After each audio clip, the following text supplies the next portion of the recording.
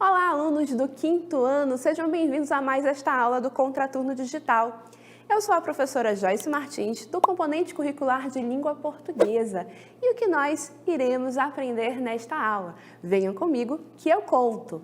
Nesta aula, nós iremos trabalhar com a questão das narrativas ficcionais. O nosso título, Com quantos elementos se faz uma história? Parte 2. Em especial, nós vamos trabalhar com as lendas. Vamos entender sobre enredo, tempo e os demais elementos que a acompanham, ok? Então, vamos juntos para esta aula?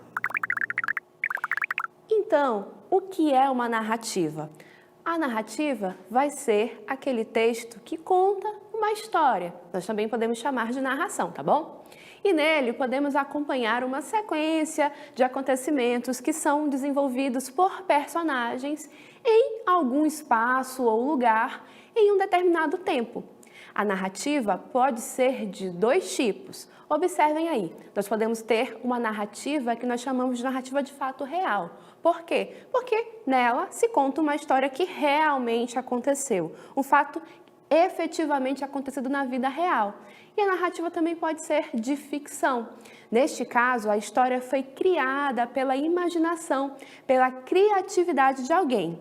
Então, sabendo agora o que é uma narrativa e que existem esses dois tipos, vamos agora observar um exemplo de narrativa de ficção. Vamos ler uma lenda. Então, pessoal, agora nós vamos juntos ler a lenda da Yara. Vamos a ela? Há muito, num lugar no meio da Amazônia, reza a lenda que existiu Yara, uma corajosa guerreira dona de uma beleza invejável. Por esse motivo, os irmãos sentiam inveja dela e resolvem matá-la.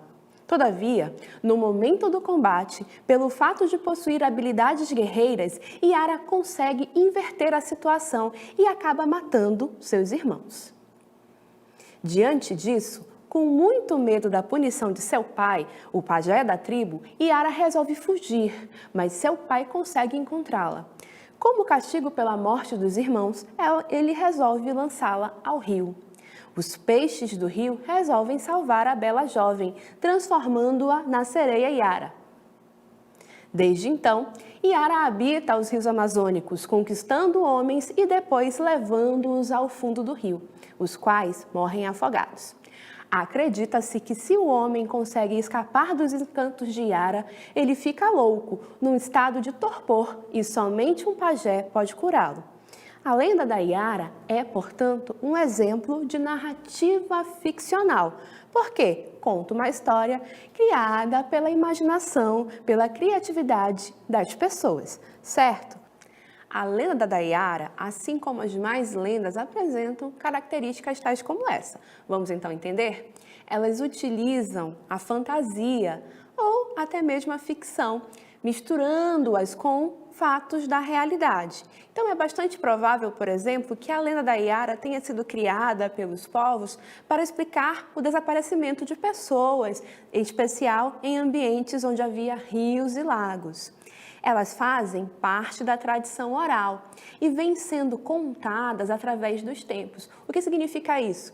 Que essa narrativa foi criada a partir da imaginação de povos, de alguém e assim por diante, e que ela foi sendo contada pelas gerações através da cultura oral. Em dado momento, ela encontrou o seu registro na escrita. Significa dizer também que nós não sabemos exatamente quem foi o criador dessa história. Por isso é que ela pertence à tradição oral. E para finalizar, as lendas, por serem justamente uma narrativa que pertencem à tradição oral, elas vão sofrendo alterações ao longo do tempo. E justamente por serem repassadas oralmente e vão recebendo ao longo dos anos a impressão daqueles que vão contando a história ao longo dos anos, certo? A lenda é uma narrativa, portanto, nela nós vamos observar a presença dos elementos da narrativa, os elementos que se compõem justamente para que a história efetivamente aconteça. O primeiro desses elementos são os personagens, e nós encontramos esses elementos perguntando para o texto: quem participa da história? E aí, esses personagens podem ser classificados de acordo com a função que eles exercem dentro daquele texto, daquela narrativa.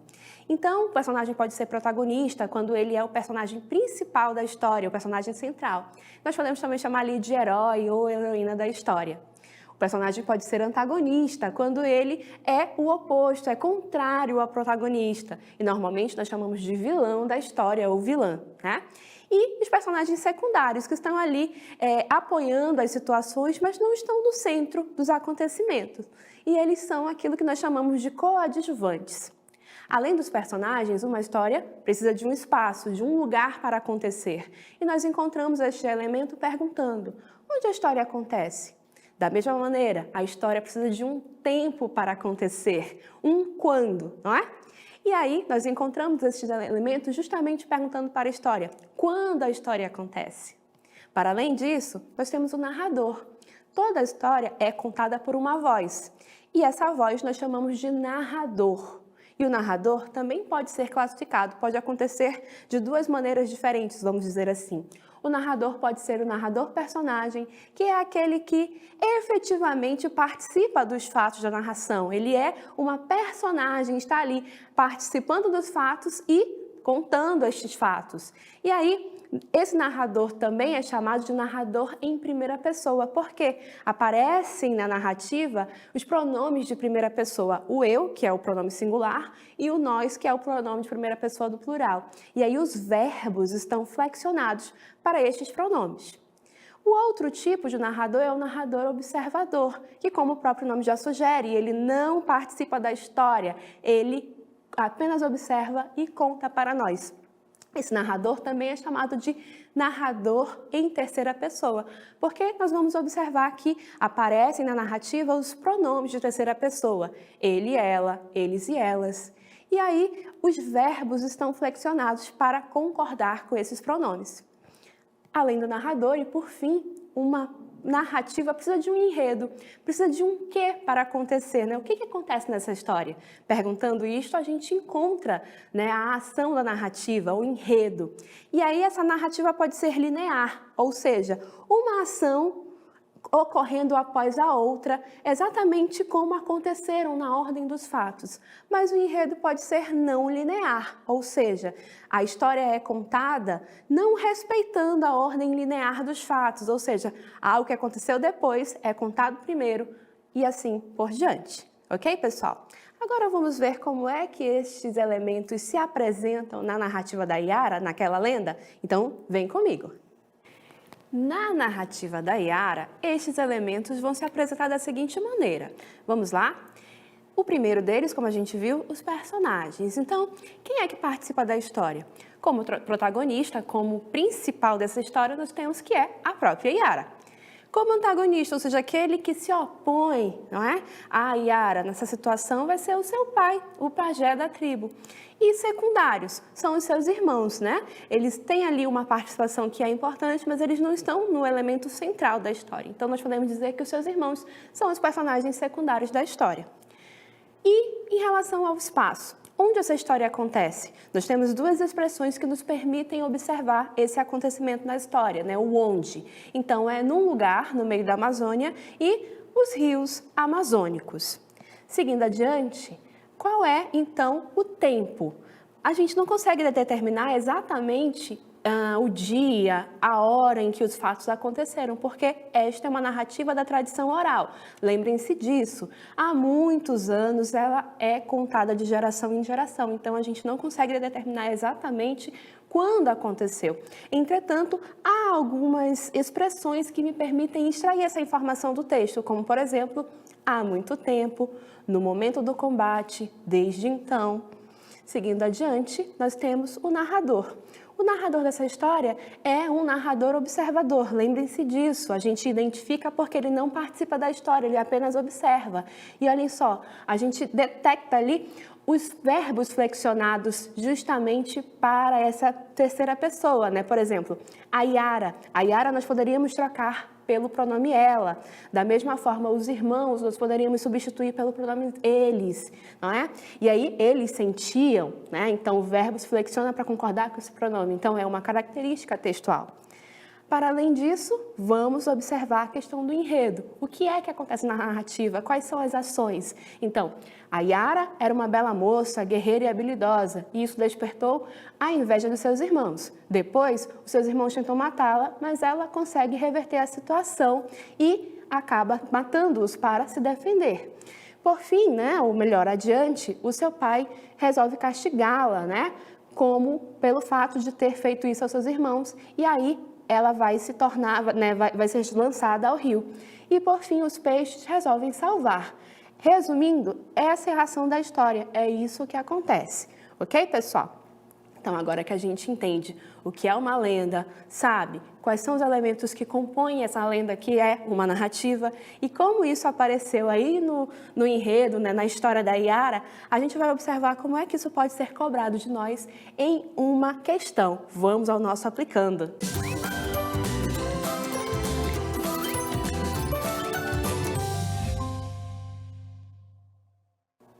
Numa questão, esse tipo de conteúdo aparece mais ou menos dessa forma como eu irei mostrar para vocês agora, ok?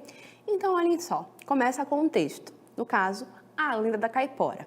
A Caipora, também chamada de Caipora do Mato, é uma figura do folclore brasileiro considerada a protetora dos animais e guardiã das florestas.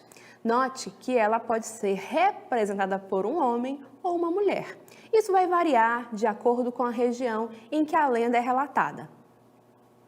Sua origem está nas narrativas indígenas tupi-guarani.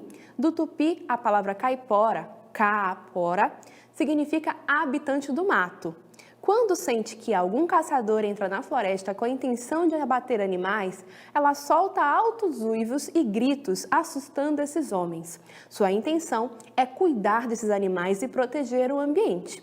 Reza a lenda que sua força é maior nos dias santos e nos finais de semana.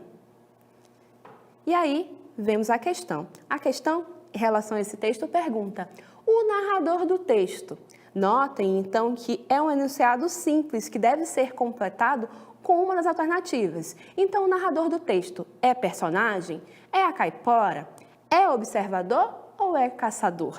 Então, como é que a gente pode marcar da melhor maneira essa nossa questão? Então, já vamos responder de imediato. O narrador é observador. E agora nós vamos observar e explicar o porquê. Então, olhem só. O narrador pode ser personagem, quando a história é contada por alguém que efetivamente participa dos fatos narrados, ou observador, quando apenas observa os fatos não participando deles, certo? No texto A Lenda da Caipora, podemos observar que o narrador não participa dos fatos. Se recuperarmos qualquer trecho do texto, isso ficará evidente. Então, olhem só. A caipora, no caso aí, a gente está recuperando o texto, não é? A caipora, também chamada de caipira do mato, é uma figura do folclore brasileiro considerada a protetora dos animais e guardiã da floresta. Note que ela pode ser representada por um homem ou uma mulher. Isso vai variar de acordo com a região em que a lenda é relatada. Notem que aí eu posso substituir a caipora por ela. E ali mais adiante eu tenho ela. E quando eu falo um homem ou uma mulher, eu poderia dizer ele ou ela. Seguindo adiante, em outro trecho, né, do mesmo texto, sua origem está nas narrativas indígenas. Então, quando eu digo sua origem, eu tenho aí também um elemento de terceira pessoa. Quando eu digo ela, solta uivos e gritos. A mesma situação, eu observo a presença do ela, né, e o verbo soltar. Outro elemento, sua intenção.